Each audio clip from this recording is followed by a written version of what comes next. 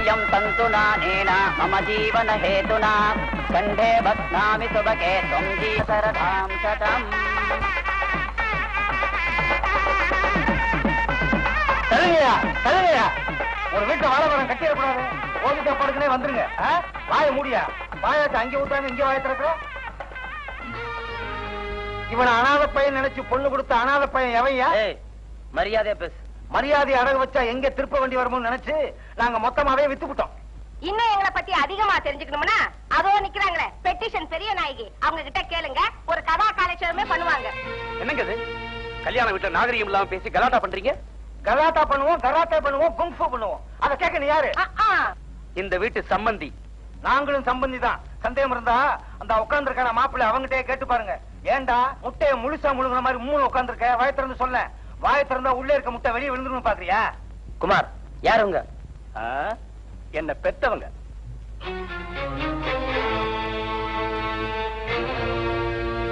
உங்களுக்கு அப்பா அம்மாவே இல்லைன்னு சொன்னீங்களே இல்லன்னு சொன்னேனே வழிய செத்துட்டாங்கன்னு சொல்லலையே இவ்வளவு காலம் ஜெயில இருந்துட்டு இப்பதான் ரிலீஸ் ஆகி வந்திருக்காங்க ஜெயிலுக்கா நாட்டுக்கு சுதந்திரம் கிடைக்கணுங்கிறதுக்காக ஜெயிலுக்கு போன தியாகிங்க இல்ல நாங்க வீட்டுக்கு வந்த மருமகளை மண்ணெண்ணெய் ஊத்தி கொளுத்திட்டு அந்த கொலை வழக்குல உள்ள போன வீரங்க நாங்க இப்படி ரெண்டு பேரும் நீங்க இந்தியாவில பாத்துருக்க முடியுமா மருமகளை கொளுத்துனீங்களா ஏன் தீபாவளிக்கு பட்டாசு வாங்க காசு இல்ல மருமகளை கொளுத்திட்டோம் விவரங்கிட்ட தரமா பேசிட்டு இருக்கீங்களே என் மூத்த பையனுக்கு 50 சவரம் போட்டு ஒரு பொண்ணை கட்டி கொடுத்தாங்க வீட்டுல வந்து பார்த்தா 49 சவரம் தாங்க இருக்கு இன்னும் ஒரு சவரம் எங்கடின்னு மருமகளை கேட்டா நான் கொண்டு வந்தது 50 சவரம் தான் நீங்க அசல் தங்கமான உரசி பார்த்ததுல ஒரு சவரம் குறைஞ்சு போச்சுங்கிறா அவ்வளவுதான் என் சம்சாரம் கண்ணை மாதிரி கொதிச்சு எழுந்தா கையில சிலம்பு கிடைக்கல மண்ணெண்ணதான் கிடைச்சது என் மருமக மழை ஊத்திட்டா என் பங்குக்கு நான் ஏதாவது செய்ய வேணாமா சுத்தி முத்தி பார்த்தேன் தீப்புத்தி தான் கிடைச்சது நான் பத்த வச்சேன் மருமக எரிஞ்சு செத்து போயிட்டான் எங்க சிலப்பதிகாரத்துல எங்க 2 பேத்துக்கு இடம் கிடைக்குமா அக்கம் பக்கம் உள்ளவங்க என்ன ஏதுன்னு ஓடி வந்தாங்க போண்டா சுடும்போது புடவையில தீ பிடிச்சு செத்து போயிட்டா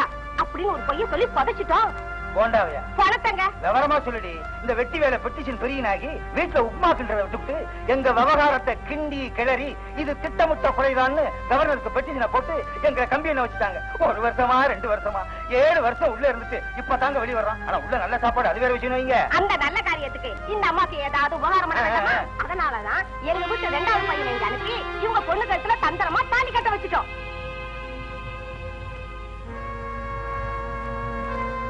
எந்த மாமனாரு மாமியார ஜெயிலுக்கு அனுப்பிச்சாங்களோ இதே வீட்டுக்கு இவங்க வீட்டு பொண்ணே மருமகளா வந்திருக்கிற நிலைமை எப்படி கதையில ஒரு புதிய திருப்பம் இல்ல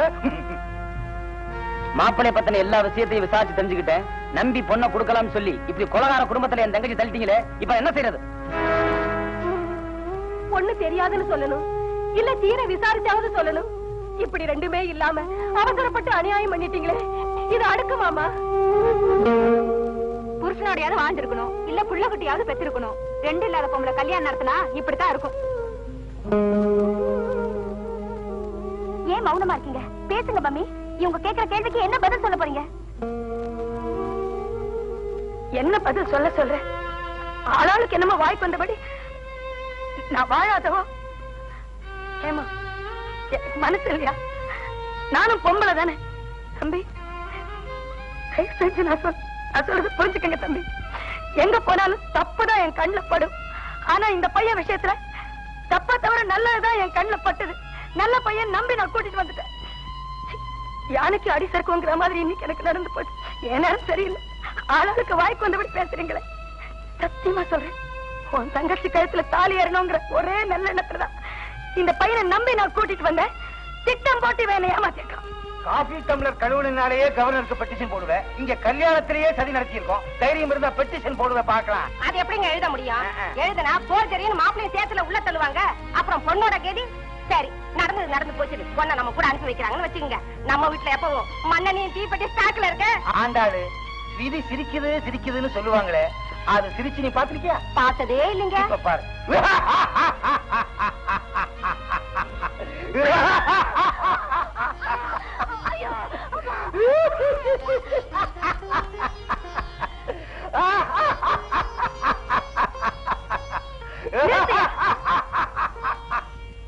இப்படி மறைஞ்சு நின்று தாக்குறதுனால பெரிய வீரன்னு நினைச்சுக்காதீங்க இத பாருங்க நியாயமா நான் செஞ்ச காரியத்துக்கு தண்டனை கொடுக்கணும்னா என்ன தண்டிச்சிருங்க தயவு செஞ்சு அந்த அப்பாவி பொண்ணை தண்டிச்சிடாதீங்க பாத்தியாடி அடுத்தவங்க விட்டு பிரச்சனைன்னா அப்பவே பெட்டிஷன் எழுதி கொடுக்கறவங்க தான் பொண்ணு வாழ்க்கைன்னு சொன்ன உடனே கண்ணீரால கரணம் ஒண்ணு கொடுக்கறாங்க. தூண்டில்ல மாட்டின மீன் துடிக்காம இருக்குமா? என்னடா பாத்துக்கிட்டு இருக்க? முகூர்த்தம் முடிஞ்சு ராகால ஆரம்பிச்சிருச்சு. இதான் நமக்கு ஆகி வந்த நேரம். மருமகளை கூட்டிட்டு புறப்படு போலாம். ஏண்டா எங்களை ஏமாத்தி கல்யாணம் பண்ணது இல்லாம என் தங்கச்சி வர குடிப்பா பாக்குறியா? விட மாட்டேன்டா. தங்கச்சி என்ன மன்னிச்சிருக்கா? என் புருஷன் வேணும்னா ராமதா இல்லாம இருக்கலாம். ஆனா நான் சீத்தையா தான் இருந்தாகணும். அவர் வீடு வேணும்னா அசோகவனமா இருக்கலாம். ஆனா அது எனக்கு அயோத்தி தான். ஏன்னா நான் இந்திய மண்ணில பிறந்தவளாச்சு. அது போதும், புறப்படு. தங்கச்சி சொன்னா கேளுமா, போகாதம்மா. தம்பி, நீ அவங்களை நிறுத்தினது இருக்கட்டும். நீ எதுக்கு ஒரு 51 சவரன் ரெடி பண்ணி வை. அதே நாங்க 51 சவரன் உரசும் போது ஒரு சவரன் குறையும் இல்ல. எதுக்கு நம்ம சேஃப்டியா இருக்கணும் பாரு. இனிமே நமக்கு எல்லாமே சம்பந்தி வீட்டுல இருந்தே கிடைக்கும். எதுவுமே வாங்க வேண்டியது இல்ல. மண்ணெண்ணையும் தீப்பெட்டியும் தவிர. புறப்படுங்க. இல்லாமா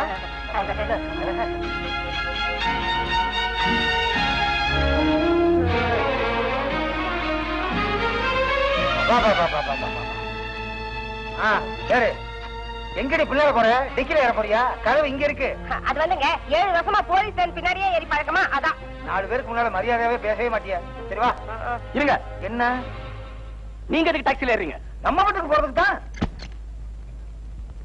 அது நம்ம வீடு இல்ல, ஏன் வீடு. என்னோட சுய சம்பாத்தியத்துல வாங்கின வீடு. இருந்தா என்னப்பா, புள்ள விடு பெத்தவங்களுக்கு சொந்தம் இல்லையா? பெத்தவங்களா? எப்ப நீங்க ஜெயிலுக்கு போனீங்களோ அப்பவே அந்த உறவு முடிஞ்சு போச்சு. ஜெயில இருந்து வெளியே வந்தா நான் சித்தப்பாயிருவேனா? என்னடி உள்ள ஒரு பேச்சு பேசுறான், வெளியே ஒரு பேச்சு பேசுறான். டேய், நீ எலெக்ஷன்ல நிக்கலாம்டா. ஏண்டாப்பா, நீதான் நான் தந்திரமா போய் தாலியை கட்டுறேன், அதுக்கப்புறம் நீங்க வாங்க உங்க பழிய தீர்த்துக்கலாம் சொன்ன. உங்கள மாதிரி அயோக்கியங்களுக்கு மகனா பிறந்தவன் நான் தெரிஞ்சா இந்த மாதிரி யோக்கியமான ஒரு குடும்பத்துல மாப்பிள்ளையார பாக்கி எனக்கு கிடைக்குமா? உங்களால எந்த விதமான தடங்களும் வரக்கூடாதுங்கிறதுக்காகத்தான் தாலி கட்டினதுக்கு அப்புறமா உங்களை இங்க வர சொன்னேன்.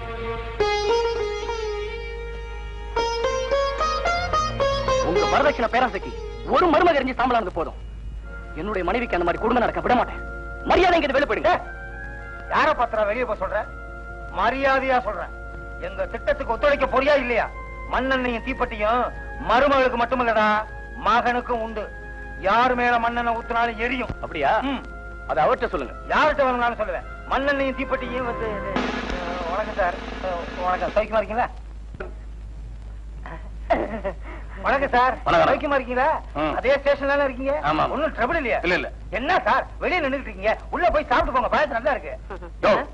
உன்னை உள்ள வச்சு சாப்பாடு போடுறதுன்னா நானே வந்திருக்கேன். கல்யாணத்துல நீ கரெக்டா பண்ணுவேன்னு உன் பையன் முன்னகுட்டியே கம்ப்ளைண்ட் கொடுத்து எவ்வளவு நல்லதா போச்சு. பட்டன் போடாம இருந்துச்சு, போட்டு விட்டேன். எவ்வளவு தைரியம் இருந்தா நான் பட்டன் போடுவேன்னு சொல்றீங்களா? எம்முன்னாலே அவங்களை எரிப்பேன்னு சொல்லுவேன். நிறைய ஸ்டேஷனுக்கு டாக்ஸில ஏறடி. போலீஸ்மேன் வெளியே இருக்கு, அங்க போய் ஏறு. ஐயோ, பின்னால ஏறணும்னு சொன்னியே, அது சரியா போச்சு. ஜெயில சோறு நல்லா போடுறாங்களா? அவர் உடம்பு பார்த்தாலே தெரியல. நிறைய ஸ்டேஷனுக்கு.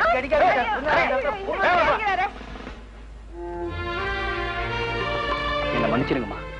கொஞ்ச நேரம் எங்க அப்பா அம்மாவோட திட்டத்துக்கு நான் ஒத்துழைக்கிற மாதிரி நடிக்க வேண்டியதாயிடுச்சு. கொஞ்ச நேரம் என்ன கதிக்கலங்க வச்சுட்டீங்களே.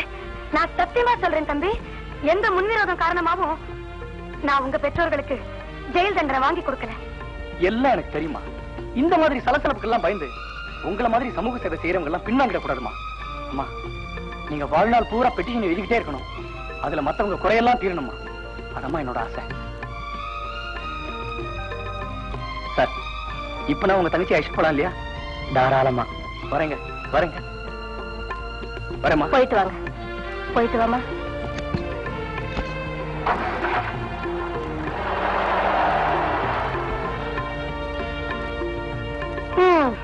உன் கடமை எல்லாம் முடிஞ்சு போச்சு.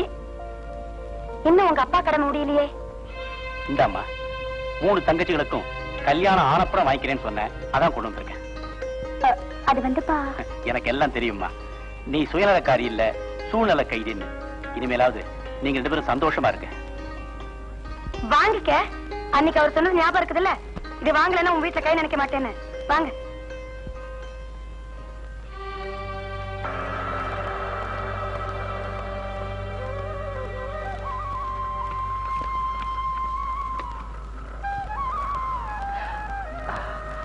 வாங்க. என்னமா இப்பதான் வர்றீங்க? ட்ரெயின் லேட் ஆயிடுச்சு. செண்பகத்துக்கு வேற சீரியஸ் ஆயிடுச்சு. இமிடியேட்டா ஹாஸ்பிடல். அப்படியா? சாவித்திரி, நீ தங்கச்சி உள்ள போ, நான் டாக்டரை பண்ணுறேன். என்ன பாக்குறீங்க? அப்படித்தான் அவங்கள தேடி இன்னொரு கடமை வந்தாச்சு. அதெல்லாம் முடியற வரைக்கும் அவங்களுக்கும் ஒரு வாழ்க்கை இருக்கு, அதுலயும் சந்தோஷம் இருக்கு. இதெல்லாத்தையும் மறந்துடுவாங்க. அந்த குடும்ப சந்தோஷம் தான் சந்தோஷம். ஏன்னா இவர்கள் இந்தியர்கள்